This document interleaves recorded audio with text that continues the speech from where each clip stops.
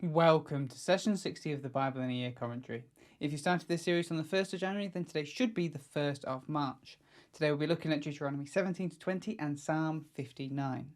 But so far in Deuteronomy, we've read through the beginning of Moses' sermons to the new generation of Israelites. We noted how the perspective shifts, so now it seems like the narrator is looking back at this time in Israel's history from their future and from the other side of the river. We read as Moses recapped how the Israelites got here from Egypt, reminding the people of where they've come from and what God has done. He then moved on to his sermons, challenging the Israelites to avoid idolatry and to follow the Lord's commands. He reminded the people that they are a chosen people, not because of their might or righteousness, but because of his faithfulness and goodness. They were to be obedient if they wanted to experience his blessings. And so Moses moved on to recap and restate the laws, starting with Israel's worship. They were to avoid idolatry, dealing harshly with those who suggested otherwise. They were to continue in ritual purity and practices like the tithe. Justice was to be a key part of their worship. They were to look after the poor and to judge rightly. This led us to the instructions guiding Israel's leaders, the judges, priests, kings, and prophets. We looked at some of their criteria and guidelines for these leaders. We then started the final section of Deuteronomy's laws, looking at the civil laws. Yesterday we looked at the cities of refuge and laws concerning warfare. So let's jump in with today's reading of Deuteronomy 21 to 23. We open on some complicated instructions on what to do about unsolved murders. It was believed that murders polluted and contaminated the land. Normally, the way to deal with this contamination was to punish the murderer. But that obviously wasn't possible for murderers where the murderer wasn't known, and so the priest took an animal and gave it as an offering to cleanse the land instead. We then get instructions protecting the rights of women who were from foreign lands that had been conquered. Typically, women who were captured were to be treated as slaves, but some may be taken as wives. In a culture where people didn't marry for love but for mutual benefit, these women would be provided for and cared for in a way that otherwise wouldn't be. These men who would choose such a woman were to honour them and give them time to process.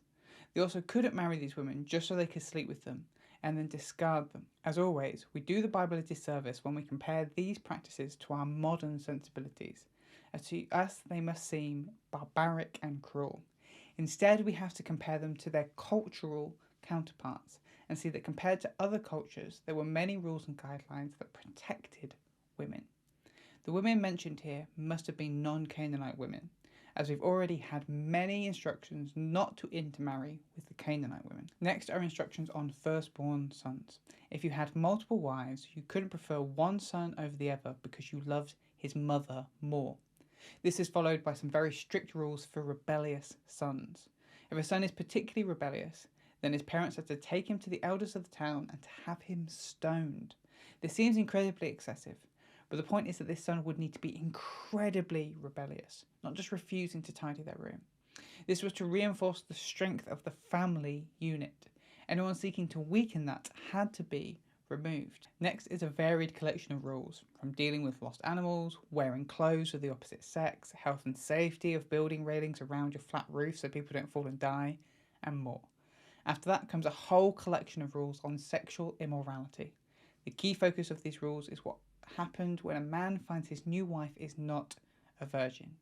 It seemed like a man could, with very little evidence, claim that his new wife had lied to him and was not a virgin, and her parents had to prove him wrong, which is really hard to do.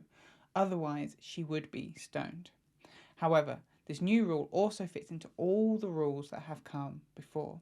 One key rule we've already read multiple times is that a crime can only be convicted on the witness of at least two people. So what this section is describing is that a man can marry a woman, and if after marrying he suspects that she lied and wasn't a virgin, he would go and research this. Then, if he found witnesses that can generally say, yep, she had someone she used to sleep around with when she was younger, he can then bring these witnesses forward. The parents then get an opportunity to disprove these other witnesses. If a man falsely accuses a woman of lying about her virginity, he is also severely fined, which is aimed at protecting women from false accusations. Here are some more ways that these rules that seem offensive to us but were actually there to protect women. If a man rapes a woman who is married or betrothed in a field, she is assumed to be innocent, as there are no witnesses to appeal to. If she's in a city and screams for help, she's also presumed to be innocent. These cities are not like modern cities with noise pollution. A scream would have carried quite far. Are these laws perfect? No. But they do go much further than any other culture of the time to protect women, by an absolute mile. This is then followed by a list of people considered unclean or unworthy to come close to the tabernacle, and how to keep the camp clean from contamination. We've read many of these rules before, and they are focused on ritual purity and wholeness, not moral purity.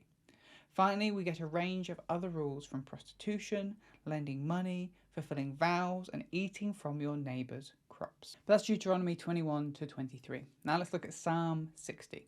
This psalm is attributed to King David, though its explanation is a little bit confusing. It refers to David's victories over other nations found in 2 Samuel 8 verses 1 to 14. But the content of the psalm is focused on lamenting over lost battles. It may be that David and his men faced initial losses against their enemies. They prayed the prayer of the psalm, and then God led them to ultimate victory. The psalm fits into the category of corporate lament psalm, and as mentioned was sung after losing a battle. Here is a summary of the structure, but I would recommend checking out the written version of the commentary in the description to see the structure properly for yourself. So we start off in verses 1 to 3, the complaint to God. Verses 4 to 5, trust that God will make a way.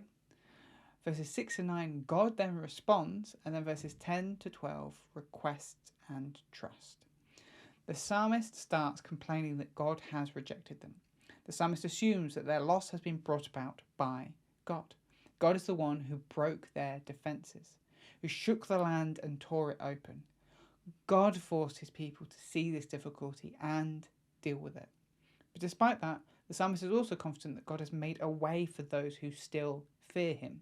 And so they request that God provides his people with salvation and answer them. And God responds. He starts by saying he would divide up Shechem and the Vale of Succoth. These are both places that Jacob/Israel visited as they entered back into the land of Canaan, back in Genesis 33 verses 17 to 19. He then lists places in Israel from north to south: Gilead, Manasseh, Ephraim and Judah. All belong to him. In short, God is in control over his land. God then turns to Israel's enemies and discredits them. Moab, Edom, Philistia, they will all submit to his authority. Who could defeat God and lead him to submit to these nations? The psalm then turns back to the psalmist. They still call out to God. He has still rejected them, refusing to go out with their armies. And so the psalmist leans into their request. Help us defeat our enemies, because we can't do it in our own strength. If God was to go with them, they would see victories and defeat their enemies. In this lament psalm, the lesson is clear. Victory is found in God. To go without God will lead to defeat, but to go with God is to be victorious. Thanks for joining us today. Take a moment to reflect on what you've read and share your thoughts or questions below. If you're watching in the future, then you can click here for the next session, or you can find the full playlist just down here. To receive these daily commentaries in your email inbox, subscribe via the link in the description below. Have a great day, and I'll see you tomorrow.